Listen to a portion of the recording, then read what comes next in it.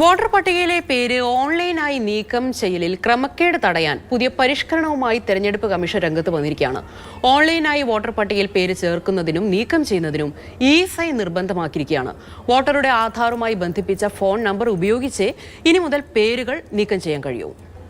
B Balagopal ചേരുന്നുണ്ട് ഈ വാർത്തയുടെ കൂടുതൽ വിശദാംശങ്ങളുമായി. ബാലു, ഈ വോട്ടർ പട്ടികയിലെ ക്രമക്കേട് സംബന്ധിച്ച് ലോക്സഭാ പ്രതിപക്ഷ നേതാവ് രാഹുൽ ഗാന്ധി ഉയർത്തിയ ആരോപണങ്ങൾ മുന്നിൽ കണ്ടുള്ള നീക്കമാണോ? കാരണം ഈ വോട്ടർ പട്ടികയിൽ പേര് അനധികൃതമായി ചേർക്കുന്നു, ആരും അറിയാതെ അവരുടെ പേരുകൾ തന്നെ അതിൽ നിന്ന് നീക്കം ചെയ്യുന്ന അവസ്ഥ. അപ്പോൾ ഇതിനൊക്കെ തടയിടാൻ ഈ പുതിയ പരിഷ്കാരം കൊണ്ട് സാധിക്കുമല്ലേ? ഈ രാഹുൽ ഗാന്ധി നടത്തിയ വാർത്താ സമ്മേളനം, അതായത് ഈ വോട്ടർ പട്ടികയിൽ നിന്ന് അനധികൃതമായി പേരുകൾ നീക്കം ചെയ്യുകയും അതുപോലെ തന്നെ ഉൾപ്പെടുത്തുകയും ഓൺലൈനായി ചെയ്യുന്നു എന്ന ഇതിനെ സംബന്ധിച്ചുള്ള തെളിവുകൾ രാഹുൽ ഗാന്ധി പുറത്തുവിട്ടിരുന്നു. ഇതിന്റെ പശ്ചാത്തലത്തിലാണ് ഇത് തടയുന്നതിനുള്ള കർശന നടപടികൾ ഇപ്പോൾ കേന്ദ്ര തെരഞ്ഞെടുപ്പ് കമ്മീഷൻ ആരംഭിച്ചിരിക്കുന്നത്. നേരത്തെ ഈ വോട്ടർ പട്ടികയിൽ നിന്ന് പേര് നീക്കം ചെയ്യുന്നതിനും അതുപോലെ തന്നെ പേര് ഉൾപ്പെടുത്തുന്നതിനും ഏതെങ്കിലും ഒരു മൊബൈൽ നമ്പർ കൊണ്ട് ഒരാൾക്ക് സാധിക്കുമായിരുന്നു. കാരണം അദ്ദേഹത്തിന്റെ ഈ വോട്ടർ കാർഡിലെ നമ്പർ ഒരു മൊബൈൽ നമ്പറുമായി ബന്ധിപ്പിക്കുകയും അതുവഴി ഈ നീക്കം ചെയ്യാനും ഉൾപ്പെടുത്താനും ഒക്കെ സാധിക്കുമായിരുന്നു. അത് സംബന്ധിച്ചുള്ള കൃത്യമായ, അതായത് ഈ വോട്ടറുടേതാണോ ഈ ഫോൺ നമ്പർ എന്നത് ഉൾപ്പെടെയുള്ള കാര്യങ്ങളിൽ ഒരു പരിശോധനയും നടന്നിരുന്നില്ല.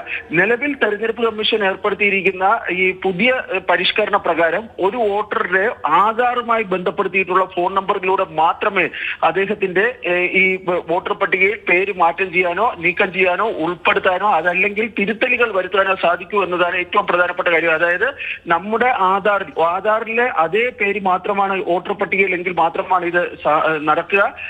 ഈ വോട്ടർ പട്ടികയിൽ ഇങ്ങനെ പേര് മാറ്റുമ്പോൾ ആധാർ ഒതന്റിക്കേഷൻ നടത്തേണ്ടതായുണ്ട്. അതിനു പുറമെ ഇ-സൈൻ നിർബന്ധമാക്കുകയും ചെയ്തിട്ടുണ്ട്. ഇത്തരം നടപടികളിലൂടെ ഈ രാഹുൽ ഗാന്ധി നേരത്തെ ഉന്നയിച്ച ഈ പ്രശ്നങ്ങൾ, അതായത് വോട്ടർ പട്ടികയിൽ നിന്ന് അനധികൃതമായ പേര് നീക്കം ചെയ്യുന്നത് ഉൾപ്പെടെയുള്ള കാര്യങ്ങളിൽ തടയിടാൻ വേണ്ടി കഴിയുമെന്നാണ് കമ്മീഷൻ വ്യക്തമാക്കിയിരിക്കുന്നത്.